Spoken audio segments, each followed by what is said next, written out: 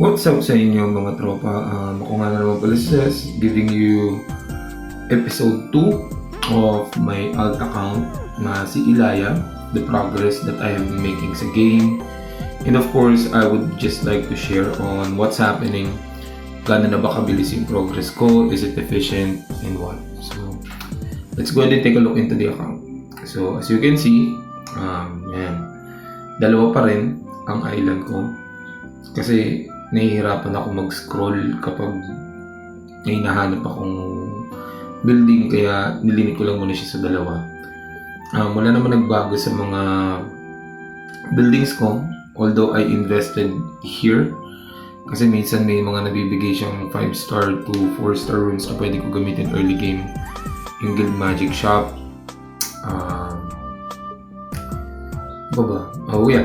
monsters. So right now, as you can see, I have 6 stars already. Primarily si Lapis, yung may runes ni Vampire Lord, si Beladion, which as you can see, we have improved sa rune set niya. Bella became a little bit tankier with the HP and depth na nadagdag sa kanya, and also medyo bumili siya ng konti so that we can go ahead and start supporting properly. Also, sinig-star ko na rin si Shannon kasi may balak akong gawin, or at least I would like to make a consistent Giants beaten team with just using the units that I currently have. So right now, kung titingnan nyo maigi, pinili ko yung mga units na pwedeng mag second awaken. So I'm currently working on Bella for the second awaken. Unfortunately, hindi siya ganun bilis, mainly because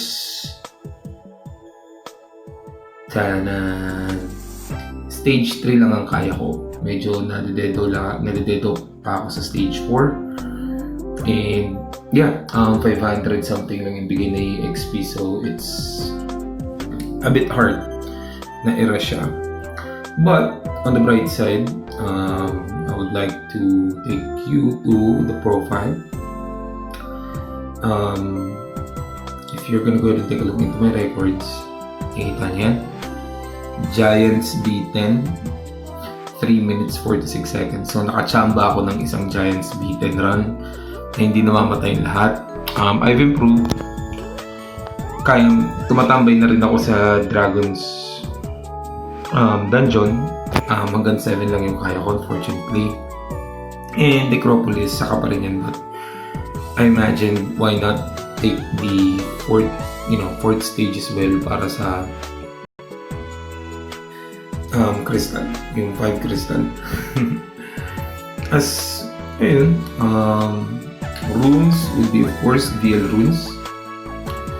Ito of course Swift, HP defense. This one HP speed and HP. I built ako na Mia. As you can see, tanky and with a bit of speed. Mainly for support kasi hindi ko naman pinaprioritize ang mabilis na Giants dungeon run. Ang gusto ko is sureball, or at least mataas yung win rate niya, diba? Kasi sayang yung kung mamamatay ka, magre-refresh ka uli, tapos sayang 10 crystals. And then of course I built this guy, si Snowbear. It's on blade energy para medyo okay yung niya, yung crit rate niya. And of course, yung runes dati ni Lapis nilagay ko kay Vampire Lord. Yan, attack. So that nakakapag-support siya at the same time, medyo may bawas siya. And what else? Oh, of course, the runs. As you can see pala, tingnan nyo to guys ha. Let's go to challenges, and there we go. Nakita nyo yan, Giants Keep Master. Natsambahan ko ng isang beses na hindi sila namatay. Although akala ko kaya ko talaga. But so far out of sabihin natin 10 runs, 4 lang yung successful. So hindi ko siya nire-risk. Ang consistent ko would be Giants B9. Consistent siya na out of, let's say, 10 runs, 8 out of 10. Medyo effective siya. Although matagal nga lang. Kasi nga, medyo punong-puno tayo ng healer. Ang finocus natin is pag make sure na buka yung characters natin and everything, di ba? So yun, last episode ko pala, I had 2 6 stars. Of course, the 5-star team, for me, it's complete na. I'm actually planning to build Darion, yung white, Vagabond ba? Yeah, Vagabond. Vagabond ba? Tama ba? Basta yung, kilala niyo si Darion, yung kulay puti na yun. Siguro just to make my run a little bit safer. Kasi masakit talaga yung critical nung sa Giants beaten eh. Minsan talaga pag nag-derp lalo si Shannon, kasi hindi siya nagbabuff. Minsan nakakarate chop lang talaga, isang karate chop lang ng Giant. Patay na agad si Lapis. So, I'm trying as much to make everything efficient. Hopefully, makayanan ko to na maging self-sustaining siya without using Veromos. Para sa kahit papano, maganda-ganda yung ano niya. Medyo maurong ko muna yung paggawa kay Veromos and just to focus on farming runes up until siguro my 5-star team would have decent 5-star runes as well, di ba? Yung iba dito, especially Beladion, received some 6-star runes. Yung isa niyang gamit, 6-star siya. Medyo sinwerte ako sa Tartarus. Maganda yung rewards. Makakuha ko na isang 6-star runes. Although hindi siya ganun ganda as, pang late game pag medyo magaganda na yung monsters mo. But it made the run efficient. Yan, so nakikita niyo, diba? Shannon derp. So instead of buffing, nag-ano lang siya, normal attack. So that basically killed the momentum. Mas mapapatagal lang ng konti yung run. Kairit. Questions. Sa mga nag-message sa akin, unang question is, bakit daw na parang para sa isang free-to-play na account, paano ko daw nagawang napakabilis nung run ko, ng progress ko in which nakapag 6-star ako agad. My technique na I've been using for the past 2 weeks is that hindi ko iniipon yung scrolls ko. I'm planning to start getting scrolls. Mag-iipon ako na scrolls siguro pag na-establish ko na yung 6-star team ko. Kasi ngayon kailangan ko talaga ng fathers and hindi ako pwede umasa lagi sa mga 2 stars. Medyo matagal pag umasa ka dyan. Although they are very efficient kasi everyday pwede ka makakuha ng around 10 to 20 pieces, lalo na kapag medyo masipag ka. But ayun nga, hindi ka pwedeng umasa sa kanya entirely. Pangalawa would be, ang iniipon ko lang na medyo maganda-ganda, in my opinion, is this one, the light and dark one. The light and dark, of course, kahit na ba hindi ako makakuha ng not 4, not 5, they are very rare.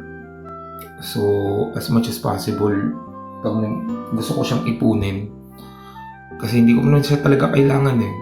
Ang kailangan ko is fathers. Kung eventually, within on a weekly basis, pag nagbibigay ako ng update, may makuha akong 5-star out of, the normal na 6 scrolls. then that's gonna be good. But for this one, I'm just gonna go ahead and save up my light and dark scroll. Eventually, mali mo, makakuha talaga ako ng mga gagandang monsters dahil sa pagsisave. So, yun. Also, as you can see, 13 hours na lang yung Goddess of Maria's blessing ko. So, out of how many days? 2 weeks. Yeah, 2 weeks. Na-maximize ko siya ng halos. I have been consistent enough. Again, remind ko lang guys, hindi ako hardcore gamer. Hindi ko ito ginastusan. Hindi ako nag-focus sa kanya 8-10 hours. Hindi. Sinisilip ko lang siya. Minsan, pag naubos yung energy ko, idlip ako saglit, gagawa ako ng trabaho ko. Then, I would just check up on the game after a few hours. Then, ubusin ko yung energy niya, ubusin ko yung arena points, then tulog ulit. Kapag may naipong mga ganito, pag may mga energy na nakastock, hinahayaan ko lang muna.